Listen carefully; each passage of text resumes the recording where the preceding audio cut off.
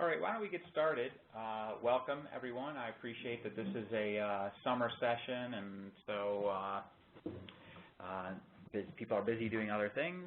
So I appreciate you taking the time to join us for our monthly check-in, and understand that some folks might not be out. As a review, for people who might not have been in other sessions, we try to do this once a month, asking for funded investigators to call in so that we can check in with them, but any of the other university consortium members or stakeholders, if you're interested in learning what we're up to, kind of as a touching base once a month. We usually do about a half hour, 40 minutes of some topic, and then allow for 15, 20 minutes of going around the table if others wanted to communicate anything with each other. Today, we are going to talk about kind of the communication strategy for the North Central Climate Science Center. I think I'll talk for a few minutes just about the general strategy and review kind of our how we're organizing that strategy, and then spend about maybe 5 minutes reviewing the website so people are aware of that, and then spend the bulk of that kind of 30, 40-minute time with Stacy Lynn, who has been digging into the USGS collaborative tool called Confluence, and reviewing that and our strategy to use that for project management and communication across the groups. Before I dig into that, is there any questions on that agenda or anything to add? Nope. I'll move forward. People, I won't go around for introductions. People on the WebEx, you can click on participants and see who's on the call. So the climate, this is the, I should maybe make a point too that there's actually two web pages. There is, if you do DOI, NCCSC, you will get the DOI version of the page. As it is a DOI page, it's going to look like every other DOI page, and thus have sort of a fairly restricted organization and content. We use this primarily for news and making sure that then that news is tied to the rest of what DOIs and DOI pages are. We do update the partners and the science a bit, but for the most part, it's kind of a DOI arm of what we're doing. We do then link to the university page, which is what we call the University Consortium page, and that's what this is. I think there's a little bit of there's a lot more flexibility in how this can what content can be here, and what we can post. The main headings are up here.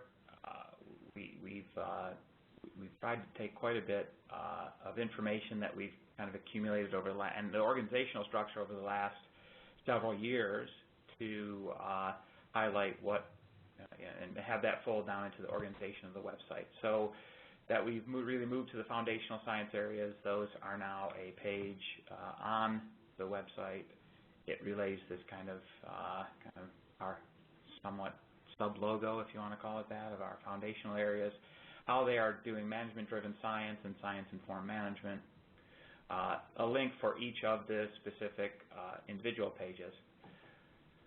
Another main heading is the resource for vulnerability assessment, adaptation, mitigation planning, trying to describe what that is. Links to the resource for advanced modeling room, and kind of how the selected management-focused projects are part of the revamp concept. Once you click on a major heading, it should dynamically update what you see on the right-hand side, and maybe a few more sub-bullets that you won't see. So here we see climate drivers, impacts, and adaptation.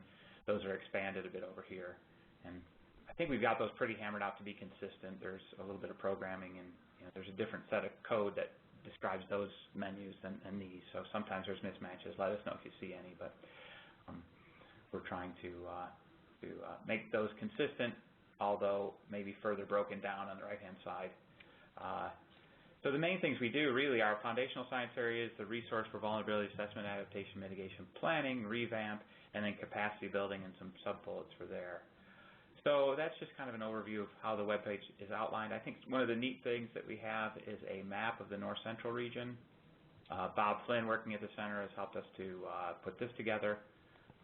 It does take a little bit of time, and I am connected to the wireless network here at CSU, so it's a little bit slower than if you're actually connected. This just kind of shows you a general idea. It's more detail and more informative to click on this link, which shows you all the federal and the tribal land and projects in the North Central, kind of in a GIS framework, and it's kind of a nice way to look at what we have in the region. I tend to pull it up quite a bit, actually, to remind myself of, what forest, wind, river, reservation might be next to, or where the park is, what forest the park is surrounded by. So it kind of has the layers over here that you can see that we've got tribal lands, Forest Service lands, NPS lands. You can, I believe, change that and update the layers by going over here and saying what you want. If we wanted to take the 2003 projects, we then see those kind of circled here: the white bark pine, the plains and prairie pothole, surrogate species, and then the resilience in Southwest Colorado. So all those kind of show up on the map, and helpful way to kind of see then, who you're impacting in the federal land side, or just the geospatial analysis of what you're doing. So I think that that's kind of a nice tool that people might not have noticed. There's other things on in the About Us. News and products review, ways to get along, ways to get involved, to get along. I wish I knew that one. We need that maybe. Ways to get along. One of the things that's sort of another thing that's interactive, or at least kind of pretty powerful tool in addition to the map, is the meeting and events. Is that we do try to post everything that we're doing. I think should have the, I don't know why, I guess I thought the monthly check-ins would be here, but we don't have those up to date. But we've got, it kind of shows what's coming up, and then you can actually go back to past meetings to see if something was, what there was. If there's an event, it's shown, and we had an evening outreach session here in Fort Collins, and that's just kind of highlighted there. But it sort of shows calendar events. What we try to do is have, what we have for any given calendar event, an ability to associate it with any of the 3 foundational areas. So you'll see that this was, the SOM trading is kind of part of the impacts analysis. I think this goes to the impacts team, or these are all the meetings related to impacts analysis. You see this is a little bit dynamic. So if I went to foundational areas, the impacts team meetings are all outlined there. I could go to the climate drivers team meetings as well, and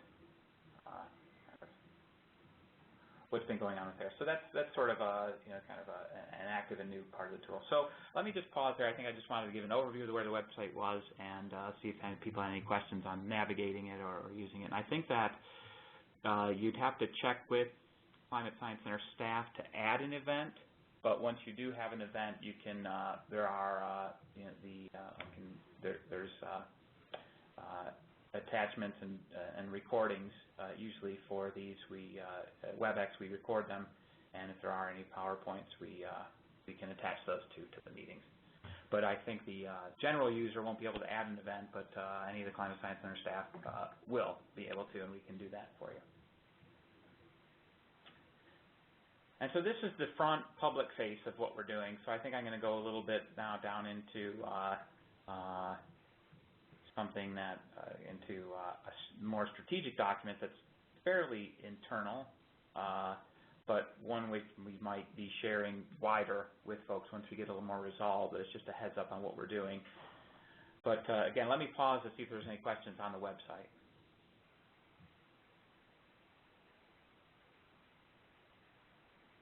Okay, I'll just, our communication plan, which is not, I didn't get as far along as I was hoping to, but that's, I'm going to chalk this up to the getting the statement of interest reviewed and decisions made on those. But we've done quite a bit of work, and what we need to do is, or just want to relay to people here, is that we are kind of strategizing it as a living, working kind of document. This isn't something we're going to write as 5 pages to leave on the shelf. We actually want a strategy that is a bit more dynamic, and then in as little as it's a complicated situation, so trying to write it all up in a Word document or just a text is probably not exactly the best way to do it. What we have is 2 spreadsheets, mechanisms for communicating, and we've got quite a few, and whether they're internal or external, we're just listing all these.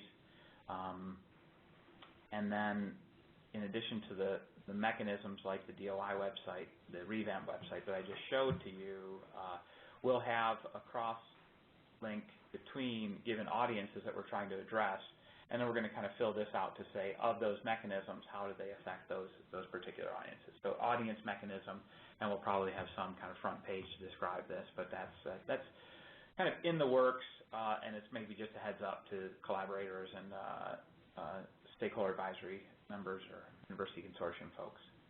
I didn't want to dwell too much on that because I do want to spend a lot of the time on the Confluence stuff. So it's just an update on the website and this general strategy of the mechanism first audience, and then I think I can hand it over to Stacy to discuss the Confluence system.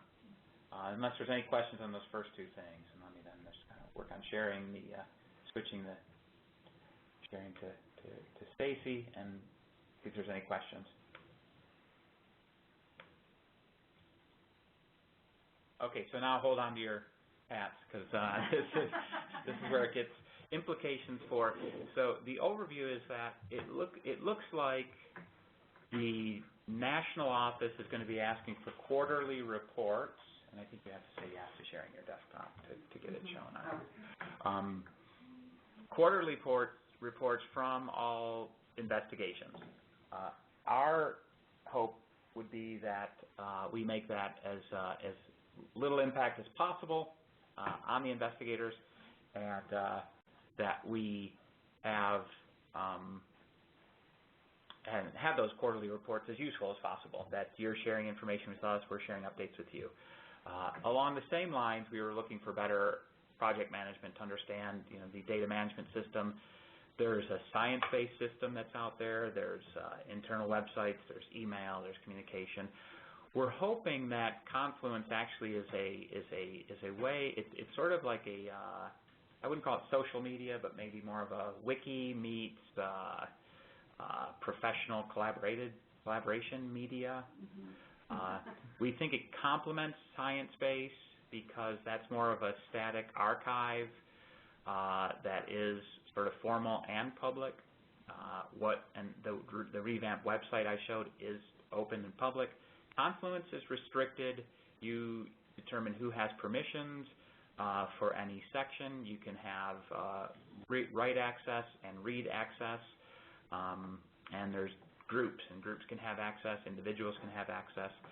And we're hoping what this does is similar to like a shared drive that you dump some spreadsheets and Word documents in that anyone can see and edit, which seems to be handy.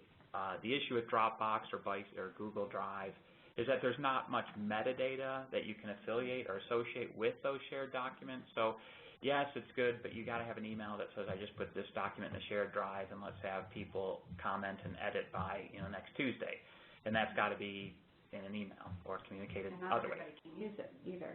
And DOI can only use the Google Drive, and then I can't get to the shared drives without using a personal address. So I think there's some serious limitations on the shared drive just for dropping files. I think it's okay to avoid large email attachments, but as far as actual collaboration, it seems like Confluence is a pretty good solution. I will warn people that there's a learning curve. Like anything that's powerful and has utility, there's more bells and whistles, and that means there's a learning curve. We've asked Stacy, and she's kind of kindly stepped up to be your one point of contact, so you're not hitting your head against the wall. You write Stacy. We'll work on figuring out a solution and get back to you. But let me then hand it over to Stacy to kind of review the Confluence, and we'll try to pause every now and then if there's questions that have to come through. Right. Thanks, Jeff. So right now, I'm working primarily on the fiscal year 12 projects because those are the projects that have the most urgent need to collect the actual deliverables in electronic format. So not just have the report saying that the deliverables have been completed, but actually having a copy of those completed deliverables in our hands so that we're able to account for those and produce them in case of audit, which we are expecting. Right now the focus for me has been on the fiscal year 12 projects, and we'll be using these pages for the remainder of those projects active time, but also beyond that time, we'll leave those pages live so that if a year down the line or even a year and a half or 2 years down the line, there are publications that you've released, there's a mechanism for you to submit those, and it will alert everybody on the project and our staff that a new deliverable has been entered into the system. So there's really 3 reasons that we're using Confluence to manage our projects now. The first is to get our deliverable submissions out of our email inboxes and your outboxes. And this is except for data and model deliverables, which will go directly to Leanne Wilson. She's the one that handles the data and those models and puts them directly into Sciencebase. But I will be handling everything that is not a data set or a model. And all of those things will be able to be entered into your Confluence site directly. There's 2 other aims. The second one is to provide a dashboard for tracking progress, completion, and uploading of deliverables. So I will show you that in just a second. And let me add, Leanne Wilson is on the call as well. So yes, we've so got our Leanne, data pitch manager. in. Yeah. All right, the data manager for the client North Central is online. Right. So the North Central Climate Science Center, we have the foundational science projects and our management focus projects. Right now we're reviewing the proposals for the foundational science projects for fiscal year 15, and the statements of interest for the management focus projects have been submitted and will be reviewed shortly. For the foundational science projects, I've just uploaded created sites for the fiscal year 12 adaptation, climate, and impact sites. And I'm going to use Andy Hansen's impacts foundational science project as an example to show you the structure of our new system. So each of the projects will have a similar structure to this and similar utilities. I'll talk in a little bit about what I'll add for the upcoming projects that I don't have in those projects that are in the process of closing out. So for this fiscal year 12 impacts project, Andy Hansen's the PI, but we also have Diane Dubinsky, Bill Lowenroth, Barry Noon as co-PIs on this project, and each are working on different study areas. And so they've an interesting share in the project, delivering their own separate sets of deliverables.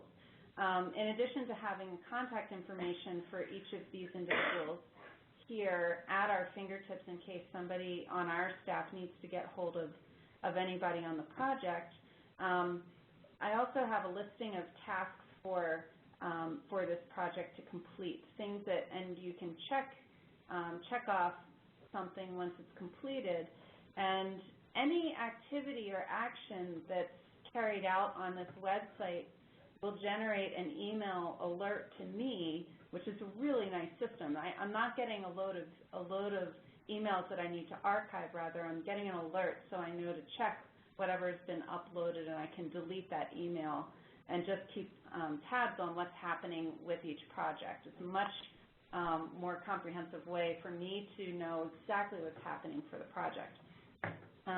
So, for instance, if I check that, I will, as soon as I hit save this page, I will get an alert that I've completed that. And you can see it down here, that I have edited my Confluence site. So there's my alert right there.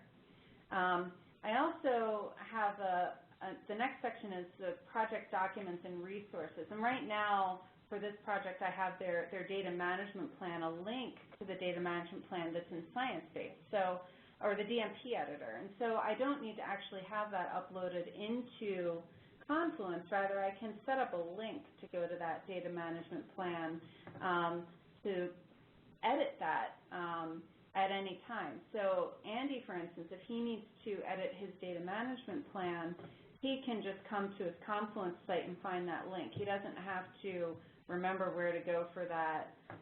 It's all in one place. I also need to put the project proposal and perhaps other documents related to the project. That's negotiable, what we can put into here, what people want to have at their fingertips, but really the background project documents. I've also created a table that will allow each project to track all of the training that they're doing. And this is a nice way for both us and for you to be able to just be able to be accountable for the training, since that's such a large part of these climate science centers, and the aims of NCWISC is to train students and postdocs. In fact, USGS will be asking us for quarterly reports on what those trainings are with the projects that we're working with. And so this table has the name, the institutional affiliation of the trainees, their supervisor, what the level of training is. Now, I know, for instance, for this list, I know that a lot of these are students, but I didn't have the level of their I don't know if they're a graduate student, undergraduate students, PhD, master's, and it's best to have the greater breakdown, a finer breakdown, as opposed to just saying students. So I left those blank. Helen, I know, is postdoc, but I'll add that in later. And then I added in this column for area of focus and training, so that we can add just a few key words of what these trainees are actually working on. Are they GIS focused? Are they land use change? Are they atmospheric science specialists? What is their area of expertise and training? Because I think that would be good for us to know, and not have to look into the project proposal to figure that out. And then here I have each quarter, and here I've just set up 2 years of quarters for you to just go in and say, well, I'm not in edit mode. So if I want to update this, I can hit edit and then just put an X in here, because Tony was active just in year 1. And then Reagan didn't come online until quarter 4 of year 1, and only worked for, say, 2 semesters.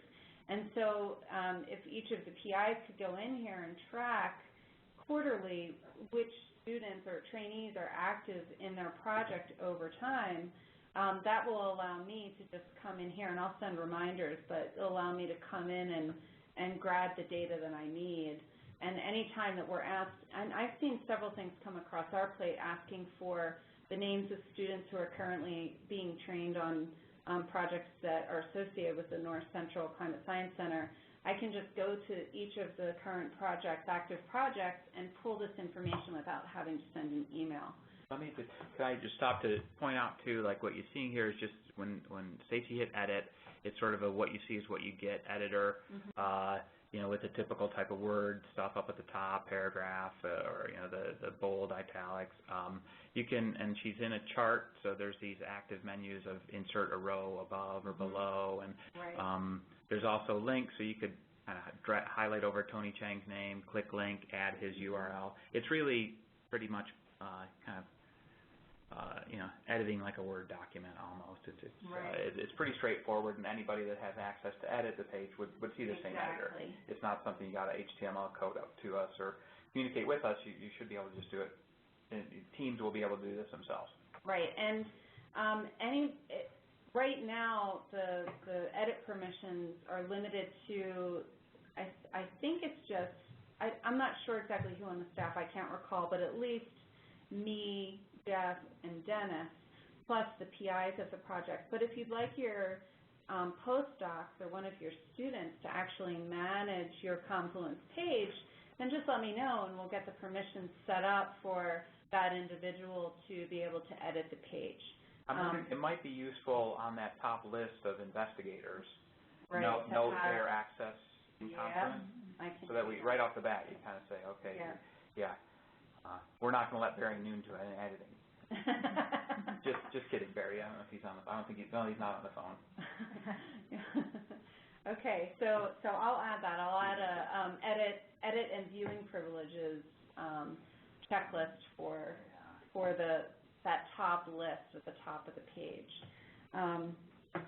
So it's quite easy to come in here, and I've already started putting together a tutorial sort of document, quick tips thing.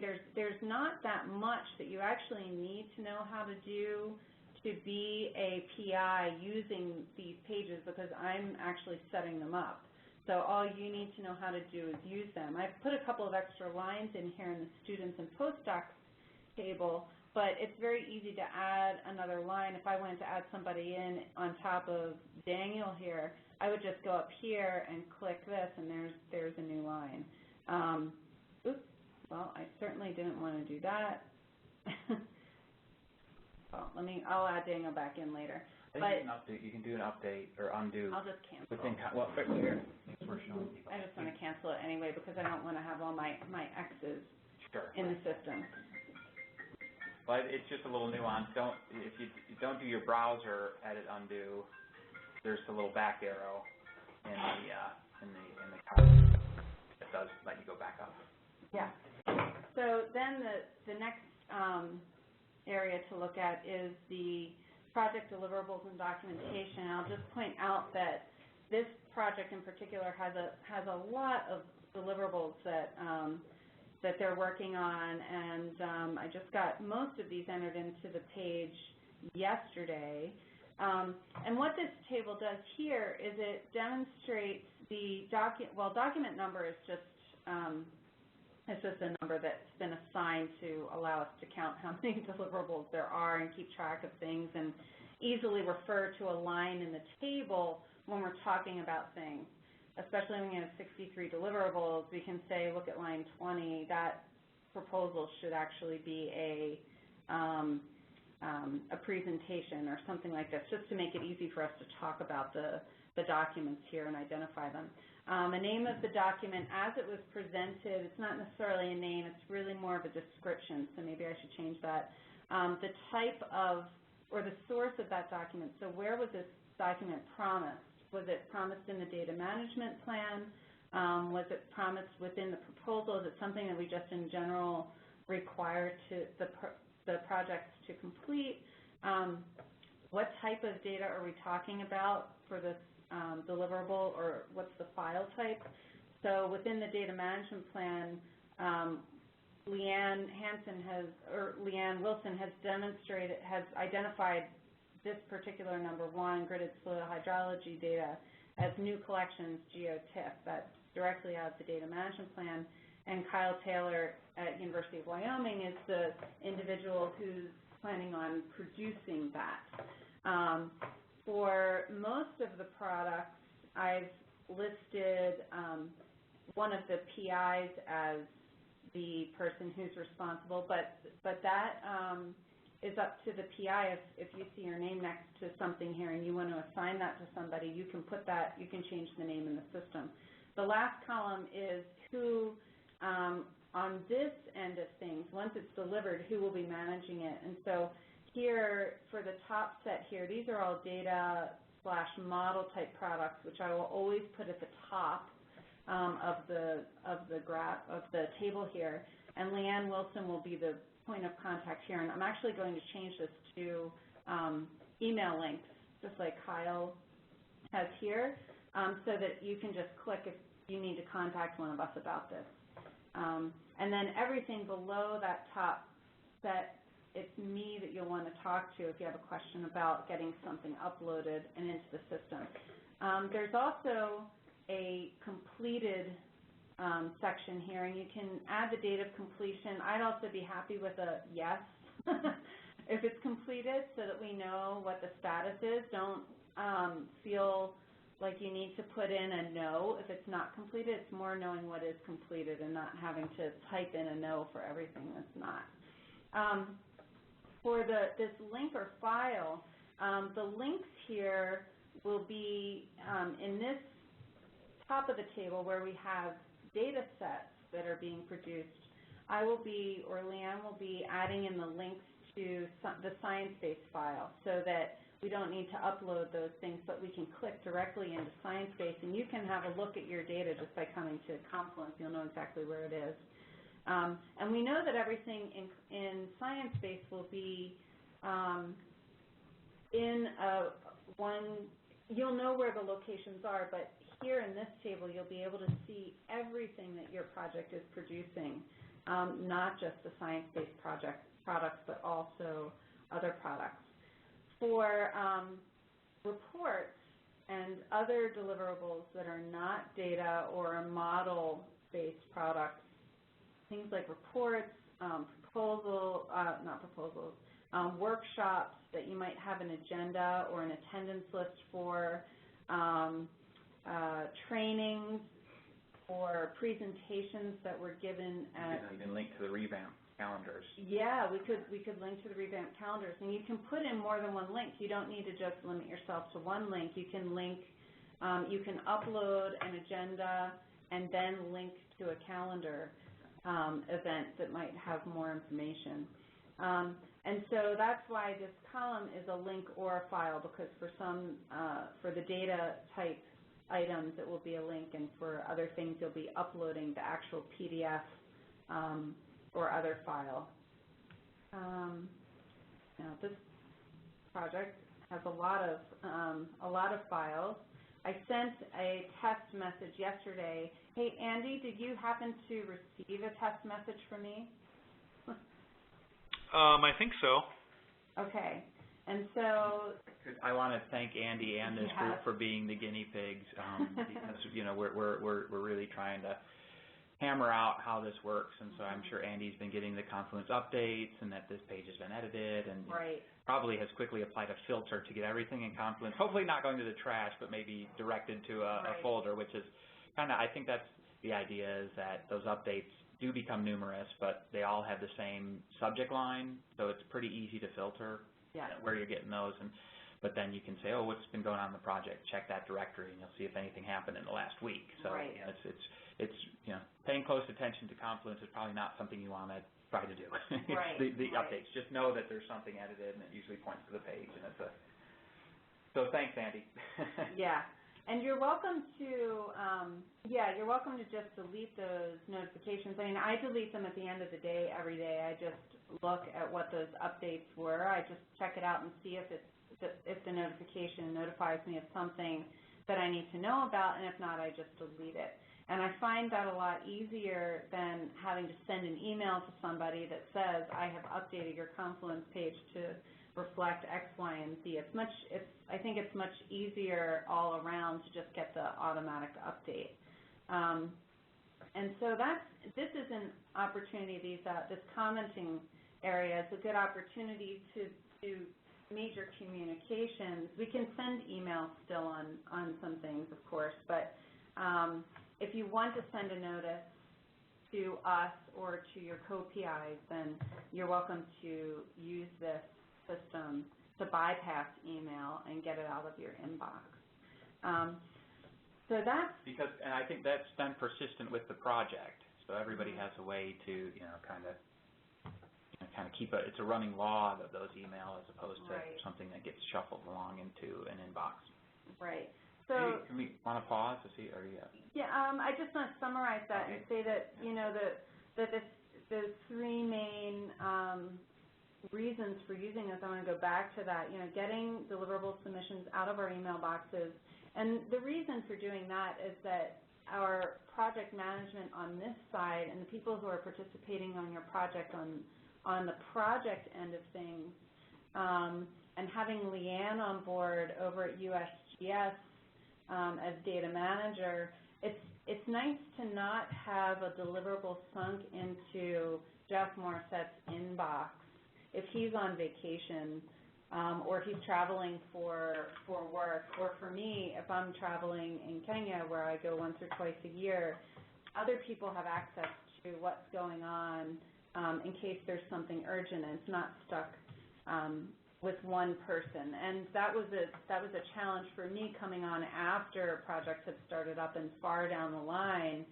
getting hold of all of these products. And I know that all of you have been really tolerant of my email messages, asking for updates and to send me things because I was not included in earlier emails because I wasn't an employee of the center. Second, providing that dashboard for tracking progress and completion and for uploading, and then providing that central location for communicating between project PIs and us here at the center. So those were the three major goals of setting this system up, and that's why we are doing this for the fiscal year 12 projects. Even though those projects are closing out, the greatest utility is in the ability to upload everything into one place, so that you have an archive to access, as well as we have an easy spot to go to for accounting in case of an audit. So if anybody has any questions about the setup of these pages or use of Confluence, this would be a good time.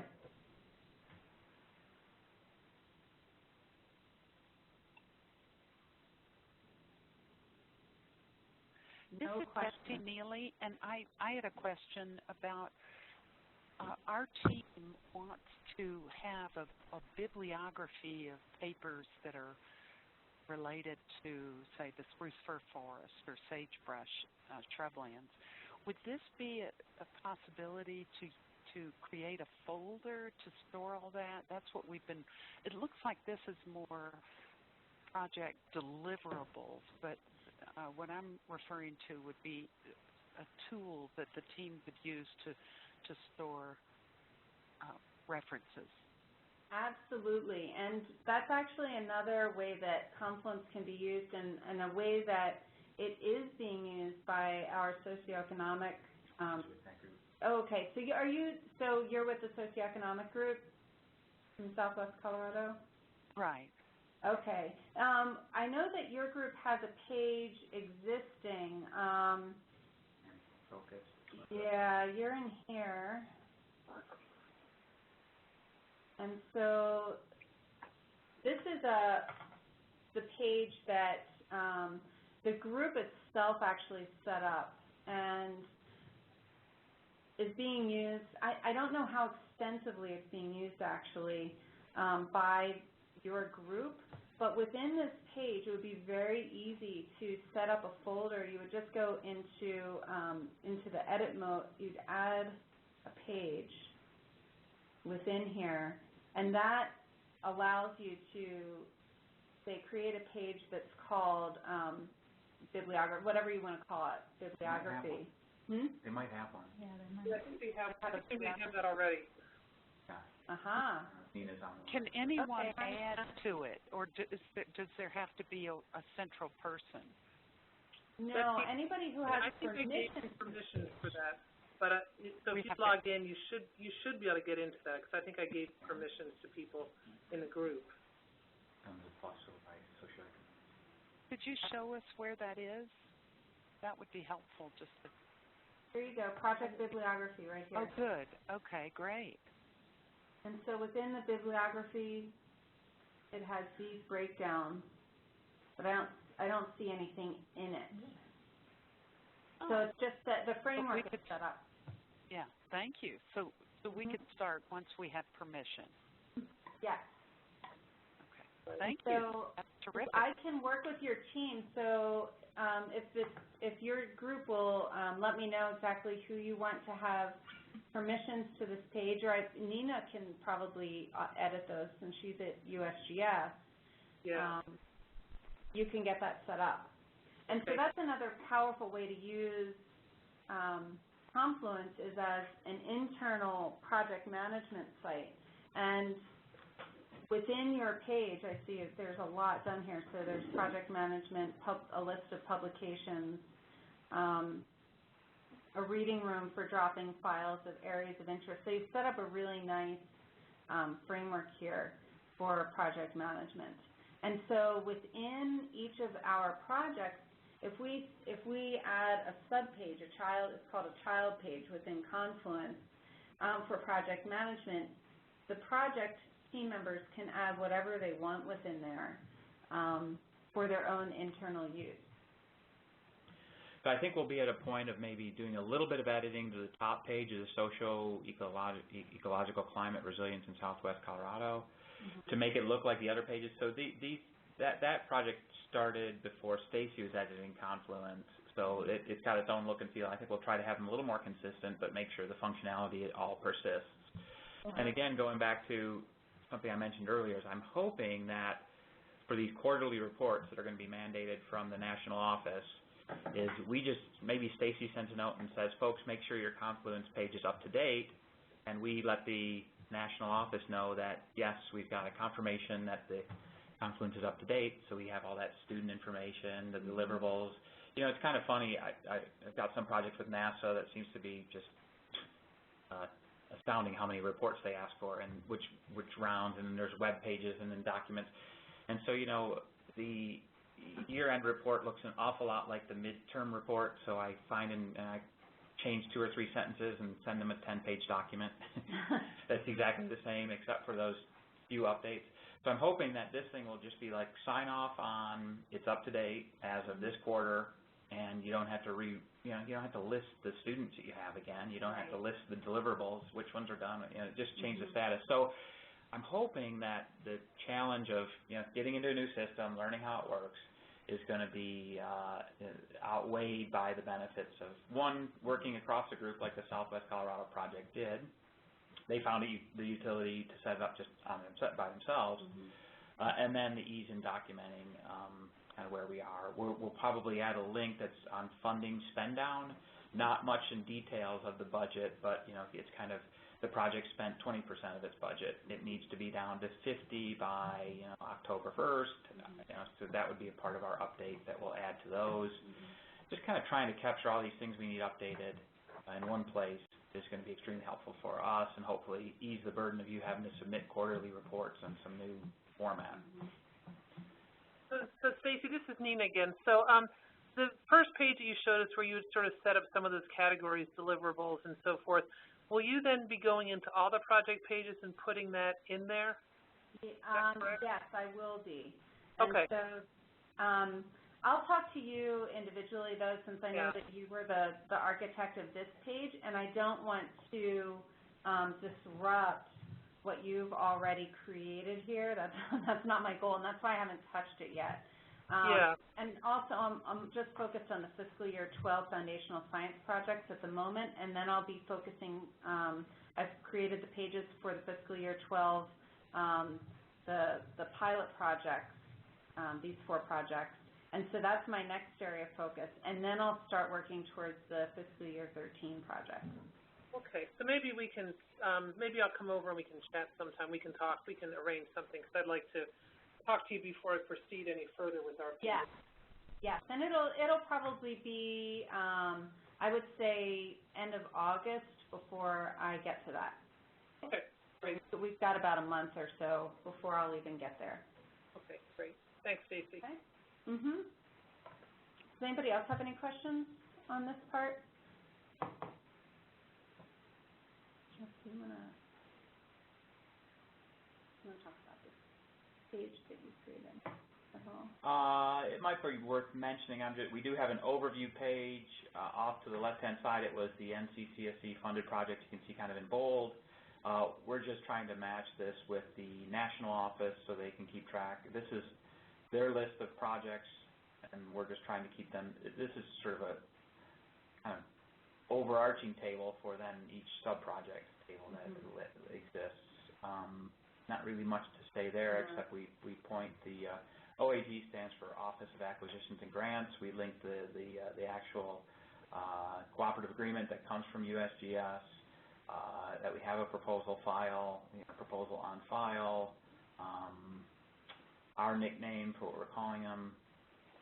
So that's just, this is kind of our main dashboard of everything that's funded. So ultimately, that link actually goes to the science base, I think, or the NICWIS page, but we'll have the Confluence link next to it to go to a project link. We'll be able to see everything that's going on there.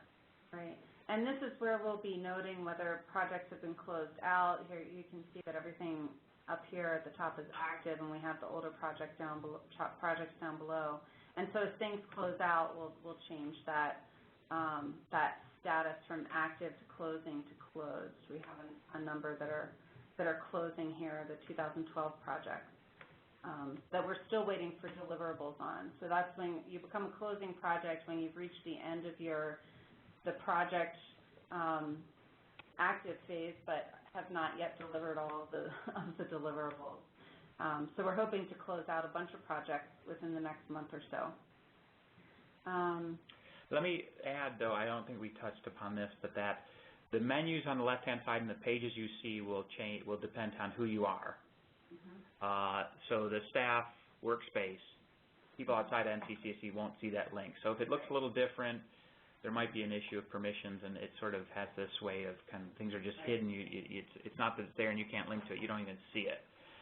So sometimes it's scary. You log in and you're like, I don't see anything. And it's like, well, you have, maybe you change browsers or you change computers. It's not recognizing you haven't logged in. So the list of what's available to you is not just not active links, but actually not even there if it doesn't recognize you or you aren't assigned to that project. So we do have, and sometimes that's a good thing to test too. Is find another browser, go to Confluence, and make sure it's not public if you don't want it to be. It's sort of not a bad idea to see what everyone else will see, because there is some stuff at the North Central. The front page is there; everybody can see that, and but none of the project things should be visible. So these are all internal. It's kind of like a virtual whiteboard, sort of kind of workspace, drafting table, whatever you want to call it, holding bin. Right. Let's if there's any more questions, I do want to allow about 10 minutes in case people have any updates from around the funded projects. But let me just, we'll see if there's any other comments, questions. I guess the actions would be, stay tuned for notices from Stacy that a page has been set up for your project. You will check it out, make sure it looks okay, and then use it hopefully to communicate across your project. And also keep your eyes peeled for an email from Leanne that you've received a login. Some of you or many of you are USGS people who already have logins to Confluence, but others will need to set up logins for. And Leanne, I don't know if you have a comment to make on that process. We're still troubleshooting access with people.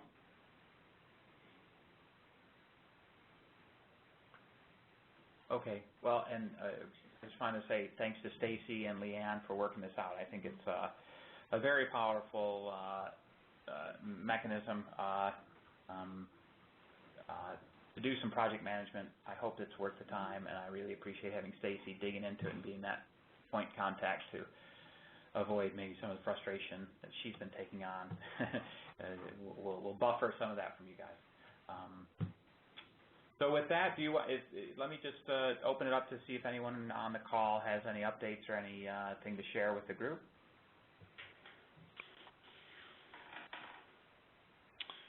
Andy Henson here. I could give a bit of an overview.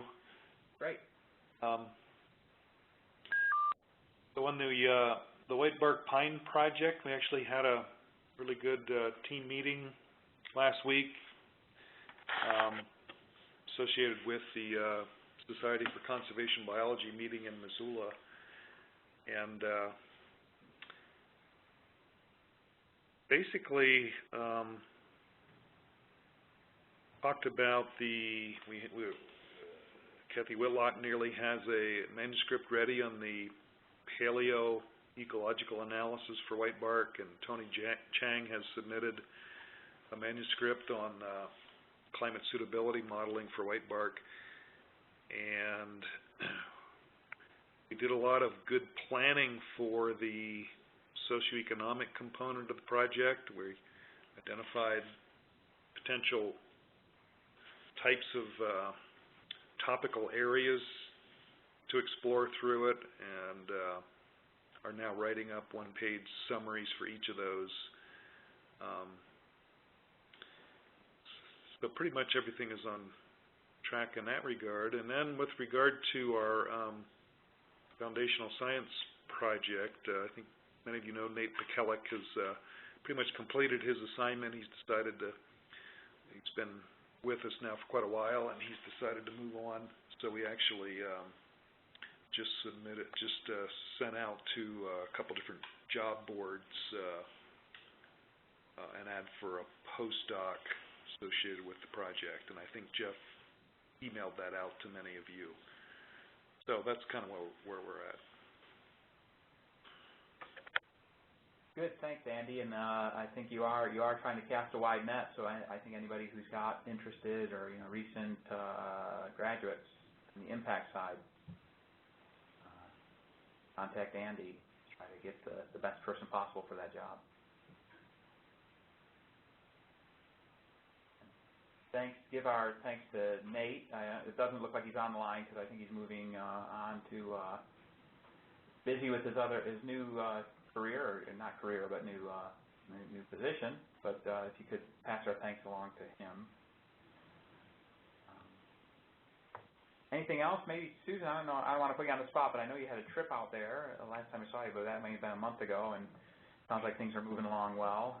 Yeah, we had a really nice trip up to the Dakotas. Barry and Helen and Valerie and I all went up, and we met with the folks from the PPPLCC and from the Fish and Wildlife Service up there, and they also had folks from the state game departments there. And we got some really good feedback from them on, we sort of did an overview on, what all we knew, and then we spent quite a bit of time working with them to find out how their work is interfacing with ours and really fine-tuning the interests. And it was a really successful meeting. We really enjoyed it. And then Valerie's paper is now out. I see we'll have to update the Confluence page here, but we've got the final PDFs to put on there. Her first paper on modeling the distributions of the wetland-dependent birds relative to climate change. So I think we're moving along. Susan, this is Shannon McNeely. I wondered if you have been in touch with Andrea Ray and her new postdoc, Heather Yoakum, who just went up there to the region last week to start her interviews. Oh, no, I have not. I've been real tied up in another very active field season, so I'm just kind of getting back to attending to these details. But yeah, I'd be really interested to see how her work is going. Yeah, I think that they, were thinking at one point that it would somehow relate to the project that you guys are doing. I'm not sure what the sort of last iteration was in terms of how she focused her interviews, but certainly there's some overlap, it's not.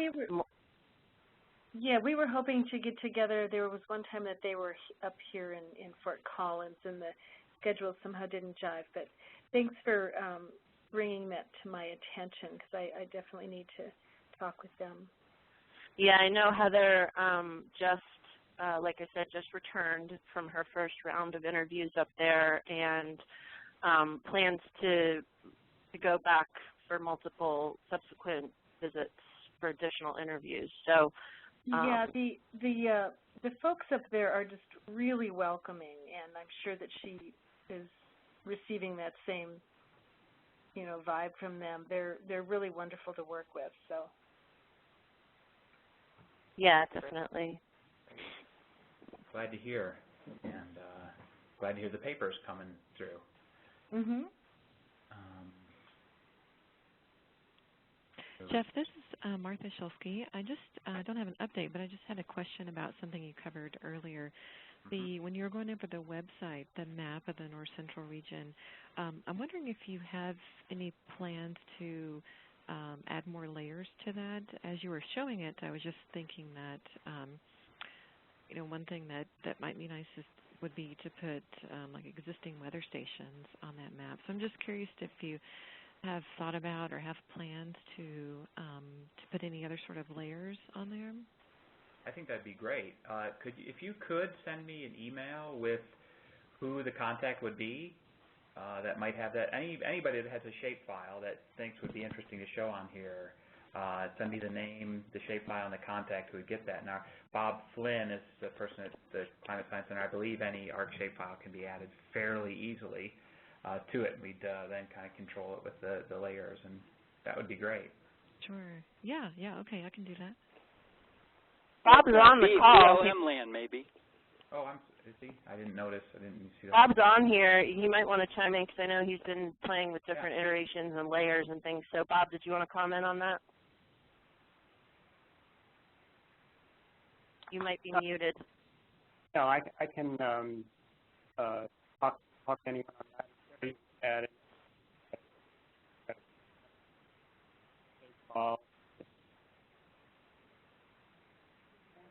Yeah, Martha, you can email it to me in case you don't have Bob Flynn's email, but I'll play traffic out and get it to him. Sure. I appreciate that. Good. Was that just me that was having trouble hearing Bob? No, I couldn't hear either. No, it's yeah, Bob, you were cutting in and out. I don't know if you're on a bad connection, but we didn't really hear anything you said. Sorry about that. Can you hear me now? Yeah, that's better. Okay. I just said it's very simple to change anything we add to those maps as long as I can just get shape files or some way to create those. So if you can just email me the files or the information on that, it's simple. And yeah, Jeff has my email, or my email is just robert.flynn@colostate.edu, FLYNN. Okay, thanks, Bob. So what I'm going to do here, I was going to do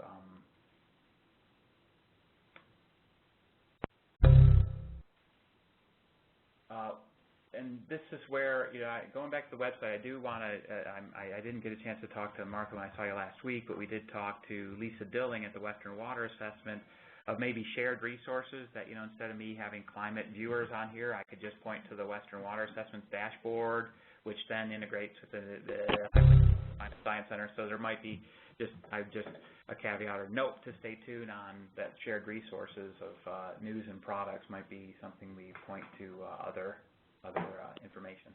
So. Yeah, that sounds great, Jeff. All right, I think we're on the hour. Again, thanks to Stacy for really pushing the Confluent system, Andy for being the guinea pig, and Southwest Colorado for initiating it to start with, kind of introducing us to this concept. For everybody being on the line, appreciate the updates. We'll have another call at the end of August. I don't think we've specifically set a target for that.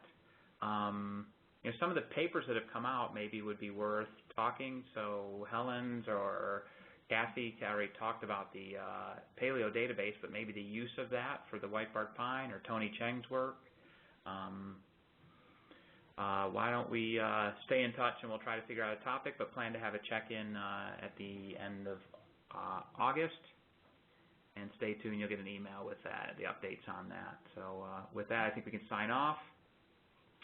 And thanks, folks. Appreciate the time to join us. Hey, thanks, everybody. Thank you.